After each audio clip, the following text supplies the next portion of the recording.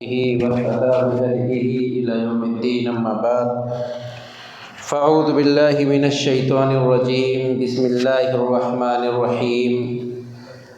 عن أبي هريرة رضي الله عنه قال قال رسول الله صلى الله عليه وسلم إن الله طيب لا يقبل إلا طيبا وإن الله أمر المؤمنين بما أمر به المرسلين فقال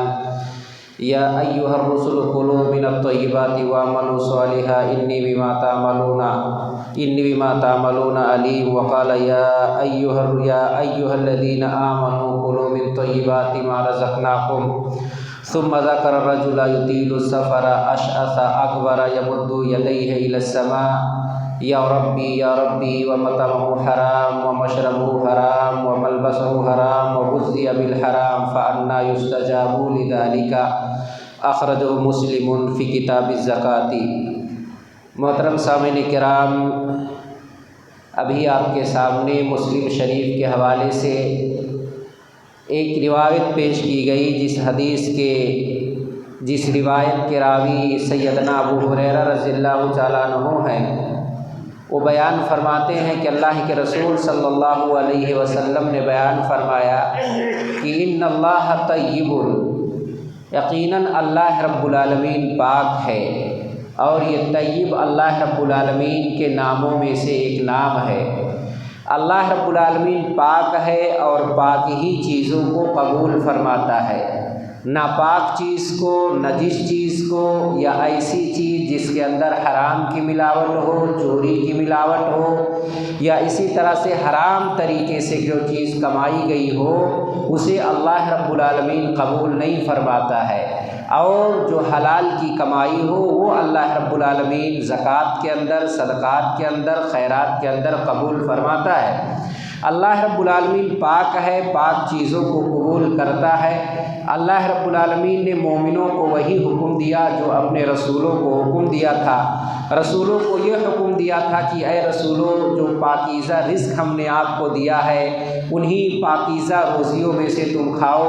اور اچھے اعمال کرو۔ یقیناً جو کچھ تم کر رہے ہو اللہ رب العالمین اسے جان رہا ہے۔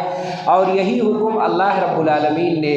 مومنوں کو دیا کہ اے مومنوں، جو پاکیزہ رزق ہم نے آپ کو عطا کیا ہے انہی پاکیزہ روزیوں کو کھاؤ۔ یہ حکم اللہ رب العالمین نے جس طرح نبیوں کو دیا تھا اسی طرح مومنوں کو بھی اللہ رب العالمین نے وہی حکم دیا۔ پھر اللہ کے رسول صلی اللہ علیہ وسلم ایک آدمی کا تذکرہ کرتے ہیں۔ ایک آدمی جو لمبا سفر کر کے آ رہا ہے، اس کے کپڑے پہ دھول اٹی ہوئی ہے، بال پراگندہ ہیں، وہ جو ہے سفر سے تھکا ہارا چور ہے،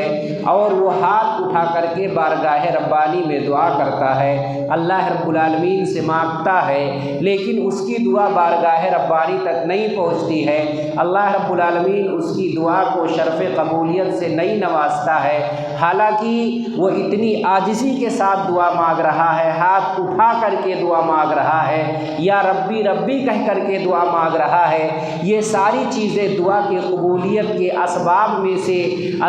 میں سے ہے کہ ان اسباب کو اگر کوئی شخص اپنا کر کے دعا مانگتا ہے تو اللہ رب العالمین اس کی دعاؤں کو قبول کرتا ہے۔ انہی دعا کے اسباب میں سے ایک سبب یہ ہے کہ آدمی کا ہاتھ اٹھانا۔ ترمذی شریف کی روایت ہے کہ ان سلمان الفارسی رضی اللہ عنہ عن النبی صلی اللہ علیہ وسلم قال ان اللہ حی کریم یستحی اذا رفع الرجل الیہ یدیہ ان یردہما صفرا خائبتین، اخرجہ الترمذی فی ابواب الدعوات عن رسول اللہ صلی اللہ علیہ وسلم وصححہ الالبانی۔ حضرت سلمان فارسی رضی اللہ تعالیٰ عنہ بیان فرماتے ہیں کہ وہ روایت کرتے ہیں اللہ کے رسول صلی اللہ علیہ وسلم سے۔ اللہ کے رسول صلی اللہ علیہ وسلم بیان فرماتے ہیں اللہ رب العالمین حی ہے۔ حی کے معنی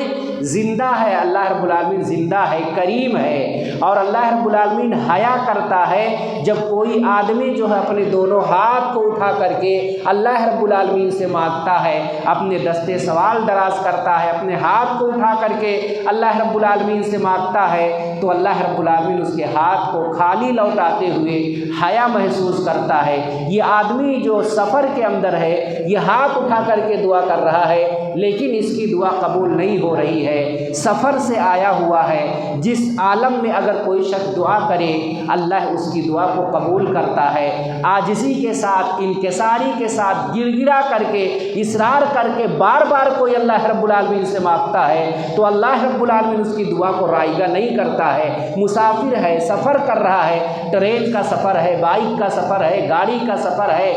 فلائٹ کا سفر ہے، پیدل سفر کر رہا ہے، اونٹ اور جو ہے گھوڑے کا سفر کر رہا ہے، وہ سفر کی حالت میں اگر کوئی دعا کرتا ہے اللہ رب العالمین اس کی دعا کو رد نہیں کرتا ہے۔ ترمذی شریف کی روایت ہے کہ عن ابی ہریرہ رضی اللہ عنہ قال قال رسول اللہ صلی اللہ علیہ وسلم ثلاث دعوات مستجابات لا شک فیہن دعوت المظلوم ودعوت المسافر ودعوت الوالد علی ولدہ او کما قال النبی صلی اللہ علیہ وسلم اخرجہ الترمذی فی ابواب البر والصلۃ عن رسول اللہ صلی اللہ علیہ وسلم۔ ترمذی شریف کی روایت ہے، حدیث کے نیریٹر ابو ہریرہ ہیں، اللہ کے رسول صلی اللہ علیہ وسلم بیان فرماتے ہیں کہ اللہ کے رسول صلی اللہ علیہ وسلم نے کیا کہا ثلاث دعوات مستجابات، تین دعائیں ایسی ہیں یہ تو عقیدے اللہ رب العالمین جو ہے رد نہیں کرتا ہے، اسی میں سے ایک دعا ہے دعوت المظلوم۔ جب کوئی مظلوم ہاتھ اٹھا کر کے ظالم کے لیے دعا کرتا ہے تو اب اللہ مظلوم اور اللہ کے بیچ کوئی حجاب نہیں، کوئی پردہ نہیں ہوتا ہے، اللہ اس کی دعا کو سنتا ہے۔ مظلوم اگر کسی کے لیے، ظالم کے لیے اگر بد دعا کرتا ہے اللہ مظلوم کی بد دعا کو قبول فرماتا ہے۔ دوسرے نمبر پہ دعوت المسافر، مسافر کی دعا کو اللہ رب العالمین رد نہیں کرتا ہے، اس کی دعا کو اللہ رب العالمین قبول فرماتا ہے۔ اور اسی طرح سے ایک باپ جب جو ہے اپنے بیٹے کے لیے دعا کرتا ہے تو اللہ رب العالمین اس کے ہاتھ کو خالی نہیں لوٹاتا، اس کی دعا کو اللہ رب العالمین قبول فرماتا ہے۔ اسی وجہ سے اللہ کے رسول صلی اللہ علیہ وسلم نے کہا کہ تم اپنی اولاد پہ بد دعا مت کرو، بسا اوقات والد جو ہے، والدین غصے میں آ کر کے اولاد کے لیے بد دعا کر دیتے ہیں اور اس کا اثر یہ ہوتا ہے کہ بیٹا پوری زندگی پریشان رہتا ہے، وہ جاب کرتا ہے، جاب میں سکسیس نہیں ہوتا ہے، بزنس اسٹارٹ کرتا ہے اس میں سکسیس نہیں ہوتا، کسی بھی کام میں وہ ہاتھ ڈال دیتا ہے، ناکامی ہی ناکامی ہاتھ آتی ہے۔ وجہ یہ ہوا کرتی ہے کہ کبھی والدین نے اس کے حق میں بد دعا کر دیا ہوگا۔ اللہ رب العالمین جب ایک والد، ایک ماں، ایک باپ اپنے بچوں کے لیے دعا کرتے ہیں تو اللہ رب العالمین ان کی دعاؤں کو قبول کرتا ہے۔ اس لیے والدین کو چاہیے کہ اپنی اولاد کے حق میں جو ہے وہ خیر کی، برکت کی، کامیابی کی دعائیں کرتے رہے، بخشش مغفرت کی دعائیں کرتے رہے، توحید پہ قائم رہنے کی دعائیں کرتے رہے، نماز کی پابندی کرنے کے لیے اللہ رب العالمین سے اس کے حق میں دعائیں کرتے رہیں۔ یہ تین مقامات ایسے ہیں، ایک مظلوم کی دعا اللہ رائگاں نہیں کرتا ہے، اس کی دعا کو قبول فرماتا ہے۔ اسی طرح سے مسافر جب سفر میں ہوتا ہے اور دعا کرتا ہے اللہ سے تو اللہ رب العالمین اس کی دعا کو قبول کرتا ہے۔ پہلی حدیث جو میں نے آپ کے سامنے پڑھی اس میں وہ ہاتھ اٹھا کر کے دعا کر رہا ہے، حالت سفر میں ہے، دعا کر رہا ہے، پھر بھی دعا نہیں قبول ہو رہی ہے، یا ربی کہہ کے دعا کر رہا ہے۔ جب آدم سے غلطی ہو گئی تو رب نے آدم کو جو کلمات سکھائے، ربنا ظلمنا انفسنا وان لم تغفر لنا وترحمنا لنکونن من الخاسرین، اے اللہ، اے میرے رب، ہم نے اپنے جانوں پہ، اپنے نفس پہ ہم نے ظلم کیا ہے، اگر تو معاف نہیں کرے گا تو ہم نقصان اٹھانے والوں میں سے ہو جائیں گے۔ رب کے ربوبیت کا رب کہہ کر کے اس نے دعا کیا، آدم علیہ السلام نے، اللہ نے قبول فرما لیا۔ آدم کی تو بات چھوڑیے، آدم سے ابلیس جو آدم کے ساتھ تھا، ابلیس نے موقع کو غنیمت سمجھا کہ آدم نے یا رب کہہ کے دعا کر دیا ہے، اللہ نے دعا کو قبول کیا ہے، اس نے بھی اسی وقت کہا رب انظرنی، اے اللہ مجھے بھی مہلت قیامت کی صبح تک دے دے۔ اللہ نے کہا جا تجھے بھی مہلت ہے، کیونکہ رب کی ربوبیت کا حوالہ دے کر کے اس نے دعا مانگی تھی۔ تو ابلیس کی دعا کو جب اللہ قبول کر سکتا ہے تو ہماری اور آپ کی اللہ رب العالمین کیوں نہ قبول کرے گا جب ہم یا ربی کہہ کر کے دعا کریں گے۔ ربنا لا تؤاخذنا ان نسینا او اخطانا، ربنا ولا تحملنا ما لا طاقت لنا به، ربنا آتنا فی الدنیا حسنہ، ربنا ظلمنا انفسنا، یہ ساری دعائیں رب اے ہمارے رب، اے ہمارے رب۔ یہ وجہ یہ ہے کہ اس طرح اگر کوئی دعا مانگتا کرتا ہے اللہ اس کی دعا کو قبول فرماتا ہے، رائگاں اللہ رب العالمین کرتا ہے۔ یہاں تک کہ ابلیس نے مانگا تو ابلیس کی دعا کو بھی اللہ رب العالمین نے قبول فرما لیا۔ یہ آدمی سفر میں ہے،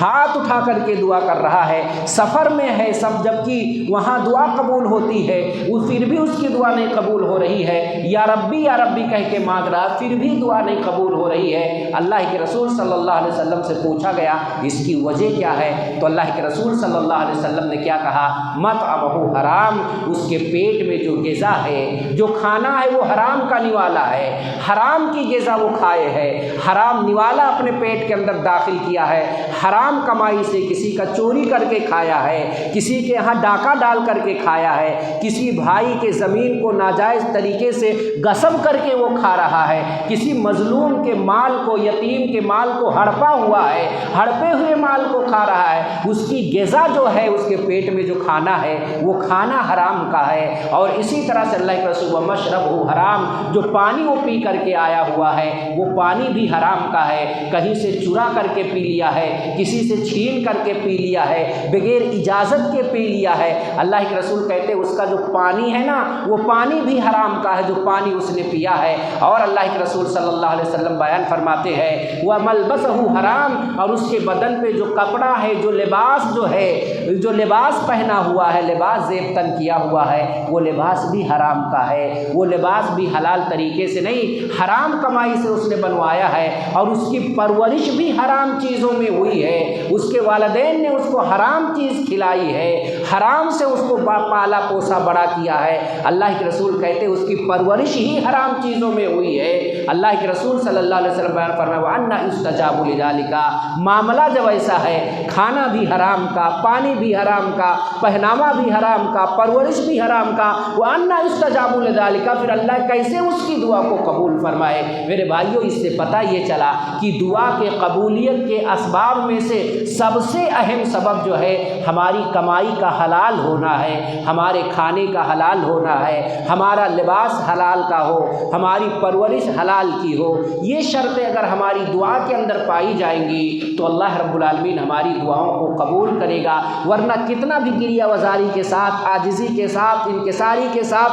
توجہ کے ساتھ، دل لگا کر کے، گڑ گڑا کر کے، ہاتھ جوڑ کر کے، ہاتھ اٹھا کر کے، رب کی ربوبیت کا حوالہ دے کر کے، سجدے میں جا کر کے اللہ رب العالمین سے اب دن بھر مانگتے رہے، جوا بھر مانگتے رہے، سارے اسباب آپ اپنا لیں، لیکن آپ کے معاملات اگر صاف نہیں ہے، آپ کی کمائی حلال کی نہیں ہے، کھانا حلال کا نہیں ہے، پانی حلال کا نہیں ہے، پرورش حلال میں نہیں ہوئی ہے، تو اللہ رب العالمین ہماری اور آپ کی دعاؤں کو قبول نہیں کرے گا۔ اس لیے اگر ہم چاہتے ہیں کہ اللہ رب العالمین ہماری دعاؤں کو قبول کرے تو ہمیں اپنے لباس کو جو ہے اور اسی طرح سے اپنی کمائی کو، اپنے کھان پان کی تمام چیزوں کو ہمیں حلال بنانی ہوگی۔ اللہ رب العالمین سے ہم دعا کرتے ہیں کہ اللہ رب العالمین ہمیں حلال کمائی کمانے کی، حلال کھانے کی توفیق دے۔ اللہ رب العالمین ہمیں حرام سے دور رکھے، حرام سے اجتناب کرنے والا بنائے۔ آمین رب العالمین۔ والسلام علیکم ورحمۃ اللہ وبرکاتہ۔